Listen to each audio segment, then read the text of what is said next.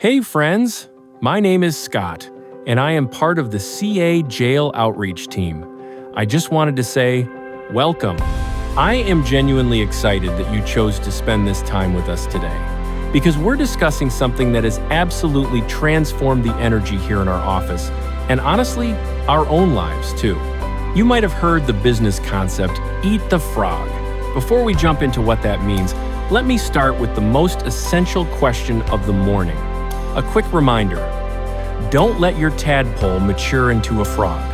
The key is to tackle that frog, your most significant, most intimidating task, first thing, so it doesn't grow into a monster that ruins your day. If that sentence makes you cringe, smile, or immediately check your to-do list for something slimy, then this episode is for you. Now, I know the phrase sounds wild, but at its core, it's simply about facing your biggest challenge.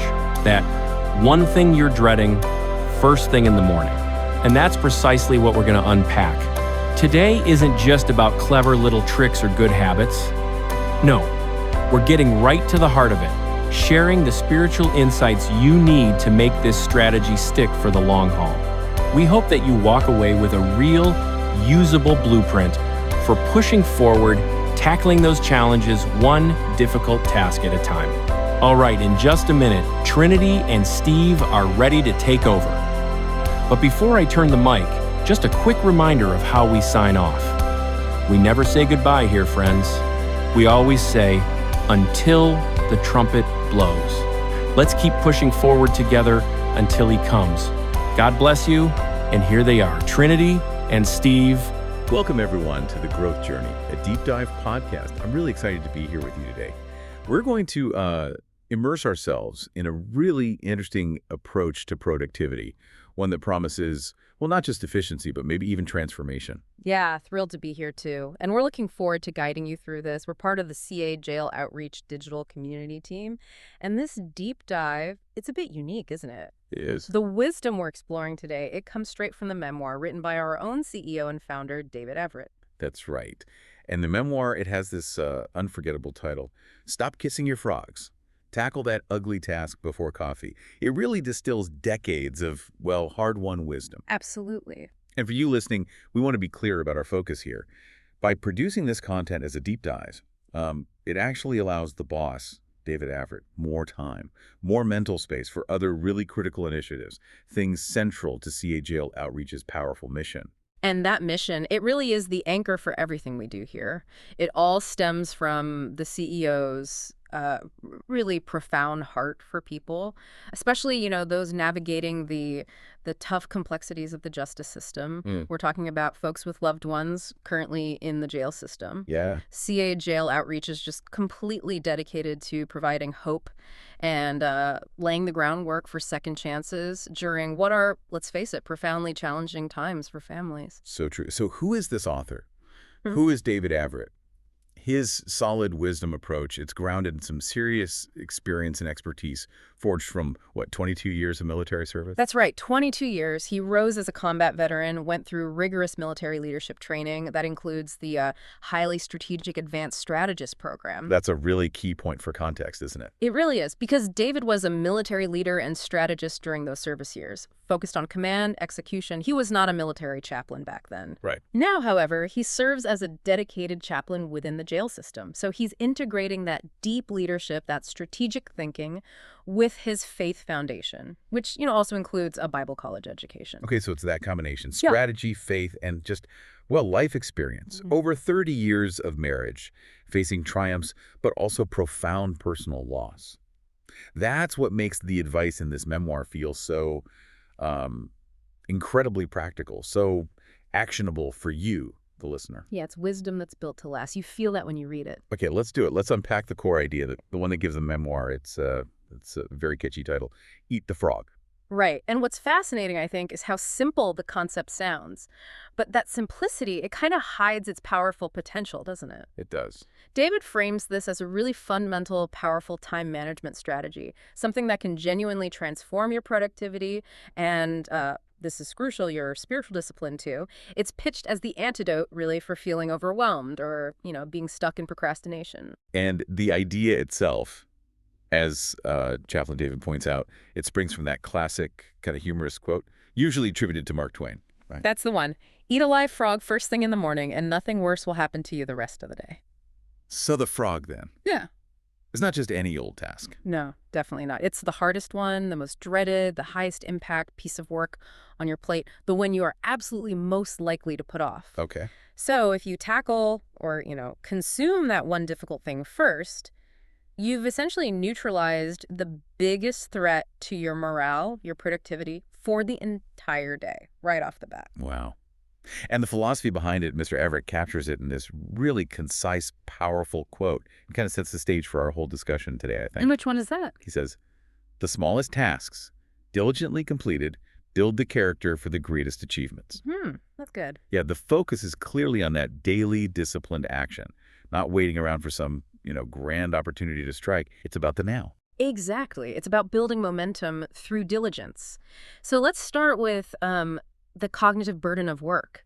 When you look at your to-do list, what feeling does that word task actually bring up? Yeah. The memoir suggests, and I think this resonates, that for most of us, it immediately carries this weight, because the root of the word itself, it's deeply connected to obligation, to demand, burden. Right, and the memoir really dives into this feeling. There's a section titled Escaping Pharaoh, Why Your To-Do List Doesn't Need a Taskmaster.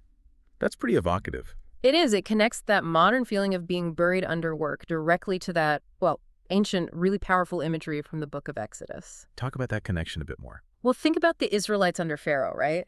They were scattered, overwhelmed, punished by these cruel taskmasters, forced to meet impossible demands, often without the resources they needed, like straw for bricks. That feeling of being a victim of your workload, feeling scattered and just ineffective because the demands seem endless and you honestly don't know where to start. That is the modern taskmaster David's talking about. And our modern taskmasters, they're maybe less dramatic than an actual pharaoh, but maybe just as ruthless in their own way. I think so. They're the constant tings from email notifications, right?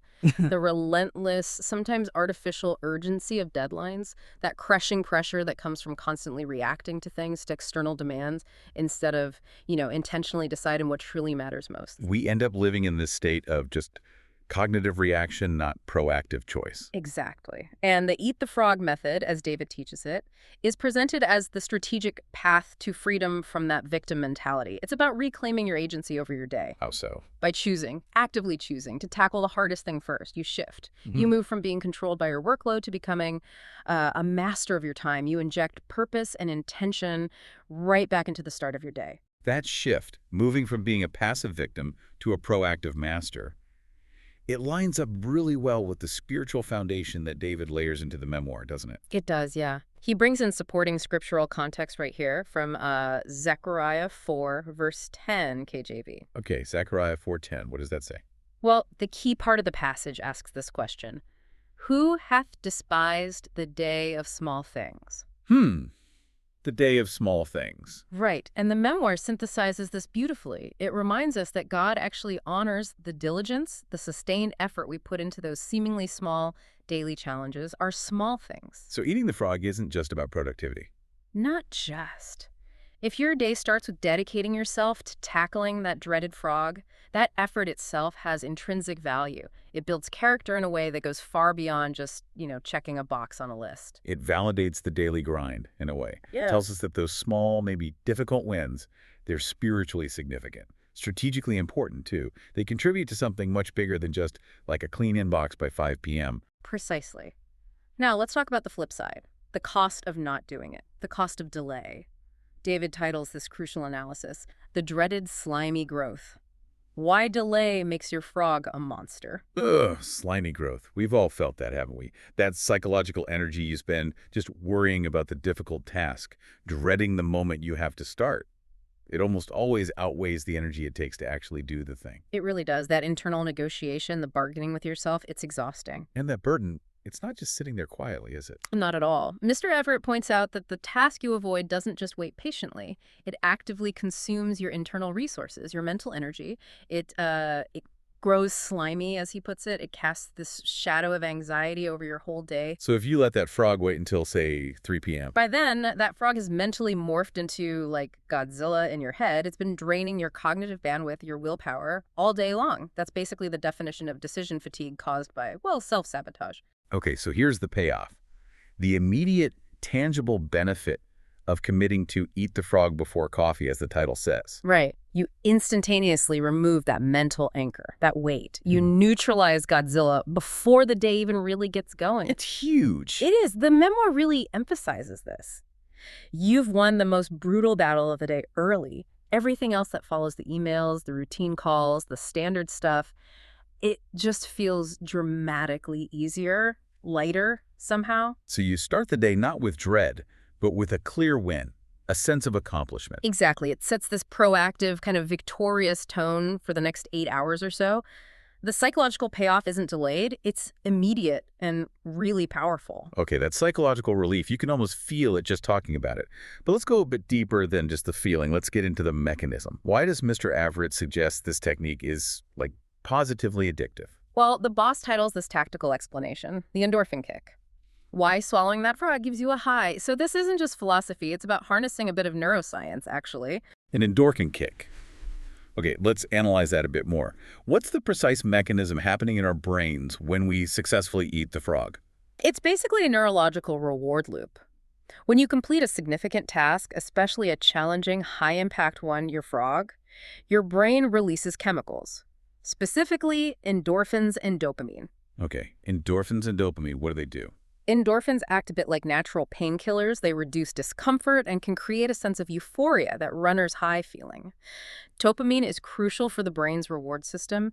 It creates a feeling of intense satisfaction, pleasure, and motivation. It tells your brain, hey, that was good, do it again. Ah, so it's a natural, healthy kind of high. And that reward system then trains your brain, right? Yeah. It learns to associate completing that hard task with pleasure. Exactly. You're building a habit loop. The action tackling the frog leads to the reward, that endorphin and dopamine kick, which then reinforces your desire to repeat the action tomorrow. That's the positive addiction to productivity David's referring to. Okay, compare that to procrastination. What happens then? Well, procrastination often gives you a temporary relief because you're avoiding discomfort. That's driven by the limbic system, the emotional part of the brain. But that relief is super fleeting, isn't it? Yeah, it usually gets replaced pretty quickly by guilt. Right. Guilt, anxiety, and the awareness of that frog just getting slimier. The eat the frog technique, on the other hand, provides a sustained reward, a feeling of genuine accomplishment. And this builds character. The memoir argues it builds what it calls an action-oriented character, that fundamental quality of getting important things done. And let's be practical, that's often directly observed, measured, and frankly, rewarded in careers with advancement and, yes, greater compensation. People notice, doers. That inherent reward for diligence, for focused action, it connects perfectly to the spiritual context David brings in next. He uses Proverbs 10, verse 4 KJV. Yeah, and the text there is, well, pretty stark, a very clear contrast. It basically says that the consequences of slack hands, which you can read as the mindset of avoidance, procrastination, lead towards poverty, whether material or spiritual. But conversely, the reward earned by the hand of the diligent brings wealth or abundance. So it aligns the spiritual value of focused hard work directly with the psychological and even material rewards that can come from the eat the frog strategy. You're choosing diligence over delay, and that's framed as an act of wisdom. Got it. Okay, let's get really practical now. For the listener who's thinking, okay, I get the why, now give me the how. Let's break down the strategy. This section is titled Frog, Tadpole, Delegate, Eliminate, the Modern Productivity Menu. Yes, this clarity is absolutely essential for actually doing it. So first, the frog. As we've said, this is the single most important, highest impact, most critical item you must complete today. It's the one thing that, if you do it, moves the needle significantly toward your most important goal. Just one main frog, usually. Okay, the frog is the main course. What about the tadpoles? The tadpole is something that, yeah, probably should be done, but the consequences of delaying it are relatively minor. These are secondary tasks. They only really gain importance after the frog has been eaten, never before. Makes sense. Keep the main thing the main thing. What's the third category? Delegate. Delegate. And this is strategic. If a task isn't uniquely dependent on your specific skill set or maybe your positional authority, the memoir argues it must be delegated. Why must? Because delegation frees up your finite time, your energy, your focus, exclusively for eating your frog and doing other high-value strategic work that only you can do. Protect your energy. Okay. And the last one, the one that sounds kind of satisfying, eliminate. Yeah, it can be very satisfying. These are the time wasters, the things that often masquerade as obligations but offer zero real impact on your long-term goals or your mission. So we need to be ruthless here. As David suggests, yes, ruthlessly identify them and just drop them entirely. If it doesn't feed the frog or a tadpole that truly matters or a mission-critical objective, eliminate it. Save that precious mental bandwidth. Okay, that's the menu. Now, to make this even more effective, David Averitt includes some advanced rules, turning this into what he calls a power list. Rule 1, limit the frogs. Don't try to eat 10 at once. Right. This hits on the paradox of choice. If you label 10 things as frogs, you haven't prioritized. You've just created overwhelm. You've defeated the purpose. So how many? The rule of thumb is stick to one clear frog for the morning focus. And maybe 3 to 5 critical items total for the entire day. That includes the frog and maybe some key tadpoles. Mm-hmm. Focus is force multiplication, remember. Less is often more here. Okay. Rule 2 sounds strategic. Schedule your frog for your inner superhero time. Yeah, I like that phrase. This is simply acknowledging our natural human energy cycles. For most people, that 3 to 5 hour window right after waking up is when cognitive energy, focus, willpower, it's all at its peak. So don't waste it on email. Exactly. The memoir is pretty fun here. Don't try to force your main frog into your energy slump at 2 p.m. You have to identify that peak performance window for yourself and then aggressively protect it. Treat it as sacred time for your hardest, most important work. Rule 3 sounds like something a military strategist would love. Forced efficiency using Parkinson's law. The idea that work expands to fill the time you give it. Oh, absolutely. This is a powerful use of constraints. We've all done this, right? If you allocate 4 hours to write a difficult report, somehow it takes exactly 4 hours, often with some needless tinkering or distractions thrown in. So the boss advises using the clock to force yourself to work faster. But doesn't that risk sacrificing quality? That's the key clarification. It's not about rushing carelessly. It's about increasing intensity and focus within a shorter time frame.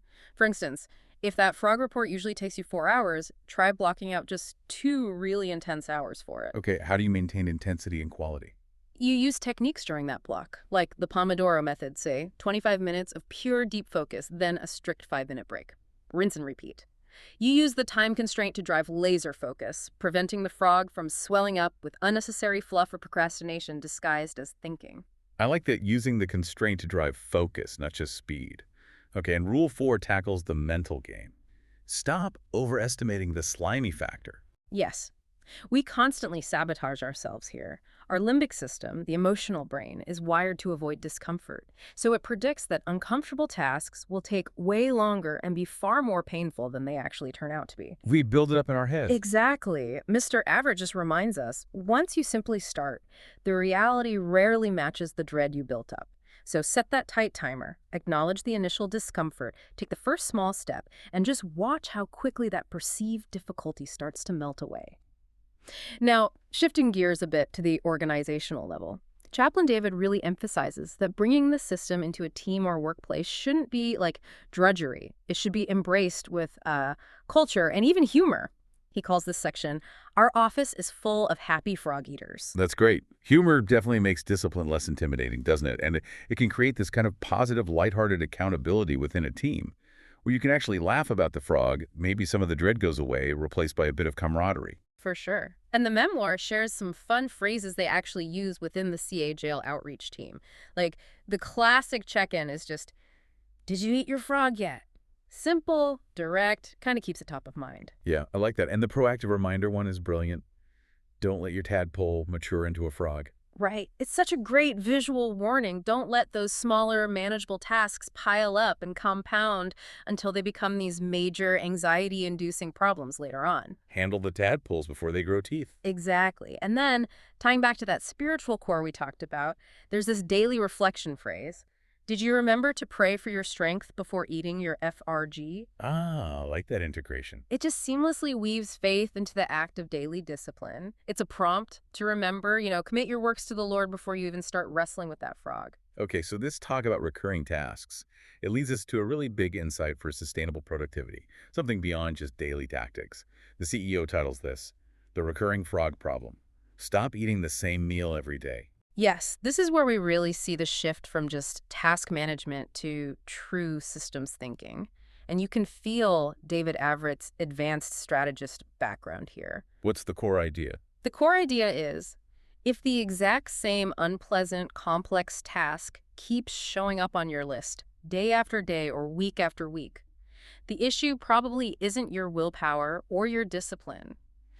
You likely have a systemic process problem that needs a strategic fix. You're treating the symptom eating the same frog, not the underlying disease, the reason the frog keeps appearing. Precisely. And this is where that powerful quote from Chaplain David fits perfectly again. The secret of getting ahead is getting started. You have to start the critical work of analyzing the root cause. Move beyond just coping with the recurring problem every day. A military strategist wouldn't fight the same battle the same way over and over again if they kept getting bogged down, right? Absolutely not. If you're constantly eating the same ugly meal, you need to apply some strategic analysis. Maybe use something like the 5 whys technique to dig down and discover why that meal exists in the first place. What's broken in the process upstream? Okay, so how do we fix it? The memoir outlines 2 key strategies for transformation. First is the mindset flip. Reframe your frog. Right. This requires some honest introspection. You have to ask yourself, why do I actually label this specific task a frog? Is it the content itself?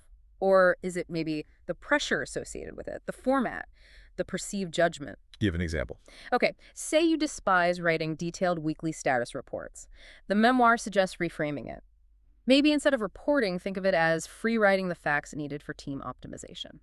Or maybe documenting progress to celebrate wins. Just changing the label can help. Sometimes. Or maybe it's the method. If typing it is the frog part, could you use voice transcription to just dictate the facts quickly, then have someone else format it? That small shift in semantics or skill application might eliminate the pressure and remove that dreaded frog label entirely. Okay, that's the mindset shift. What's the second strategy? The process fix. The process fix. Transforming the task itself using automation, templates, or maybe strategic delegation. If a task is constantly recurring as a frog, the workflow is fundamentally inefficient or ill-suited to you.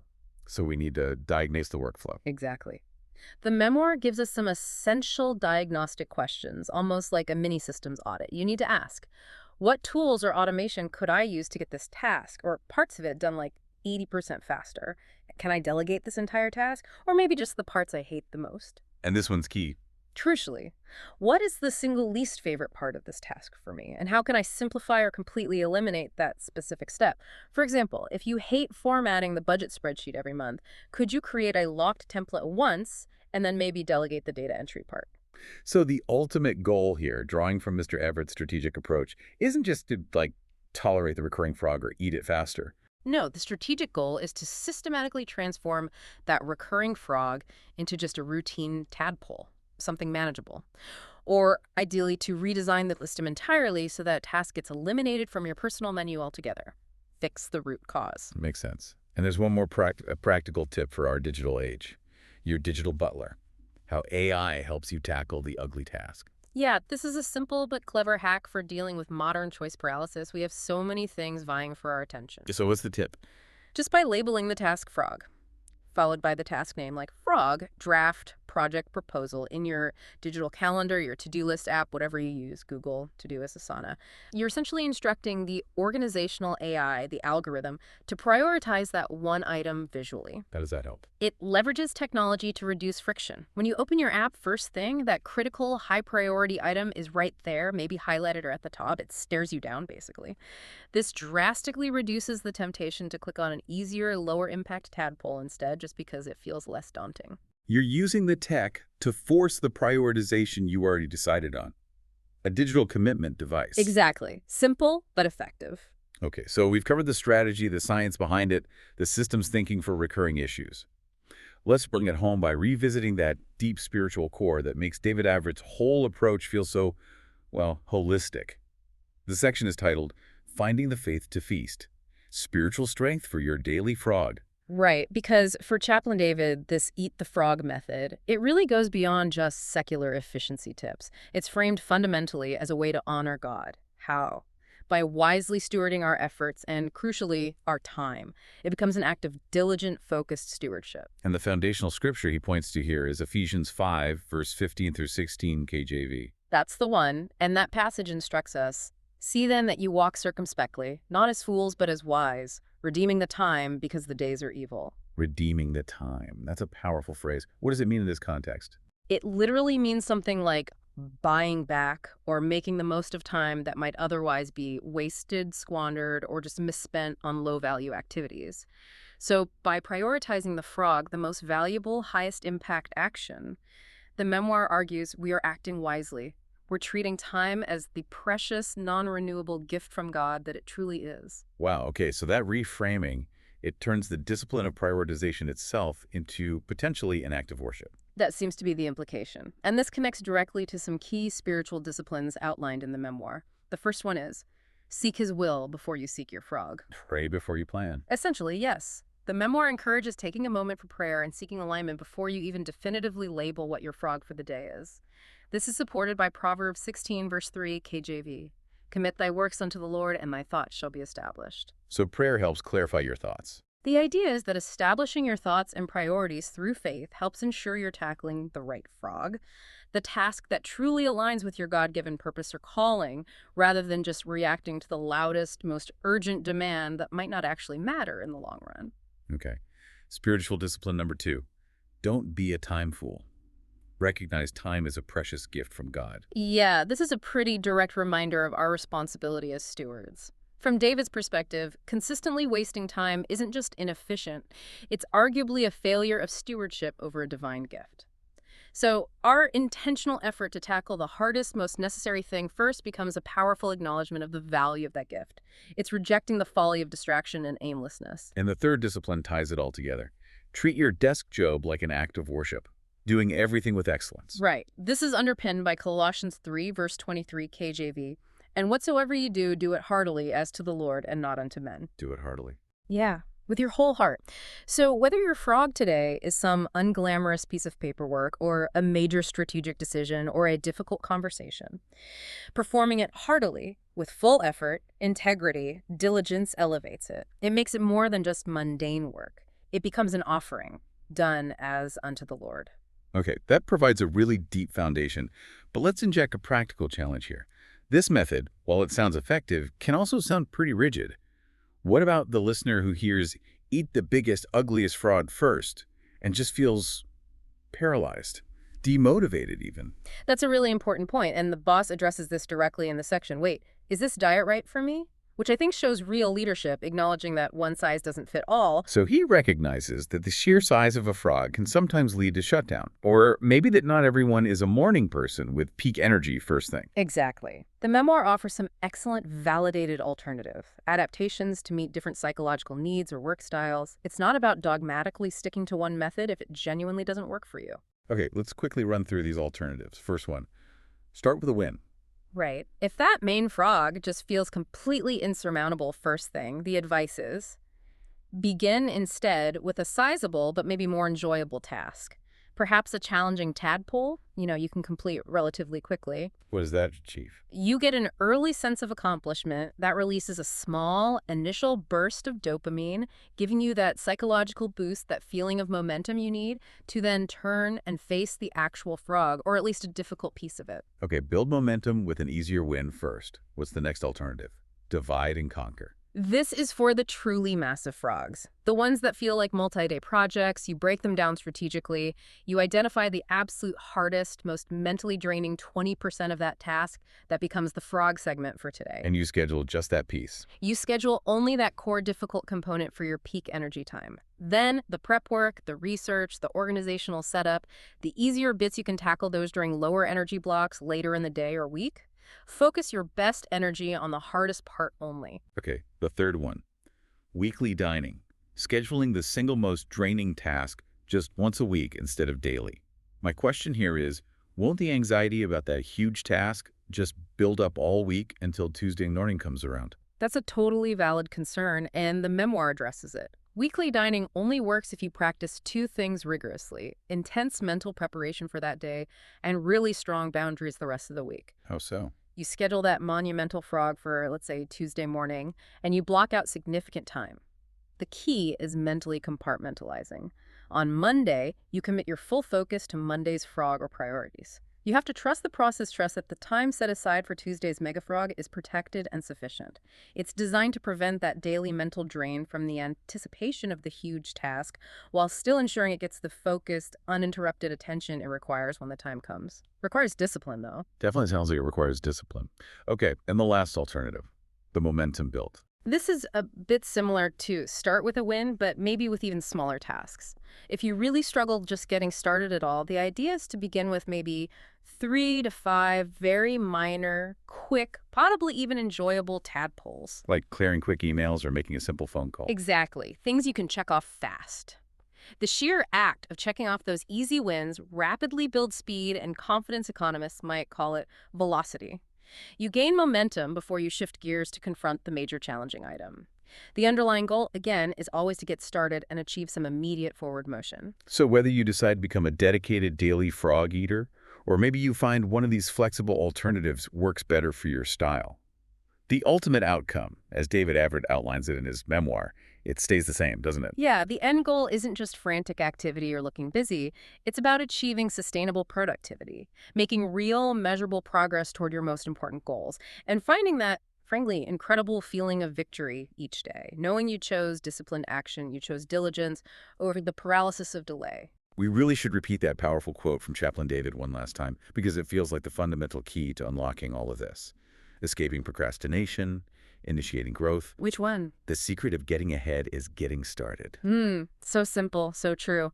Before we wrap up, maybe just a final thought for you, the listener, to carry forward from this. If the whole idea of Eat the Frog still feels, monumental right now, just ask yourself today, what is the absolute first single, maybe even just 3-minute action I can take on my ugliest task, something that requires almost zero mental negotiation? Just the tiniest step. Yeah, because starting small is still starting. That first step breaks the inertia. That's great advice. Well, thank you so much for joining us on this deep dive into the memoir, Stop Kissing Your Frogs. And we absolutely want to thank CA Jail Outreach for hosting this deep dive and for their just unwavering dedication to sharing hope and truth, especially with families and individuals who are impacted by the justice system. We really encourage you, if this resonates, explore their work. There's a link in the description.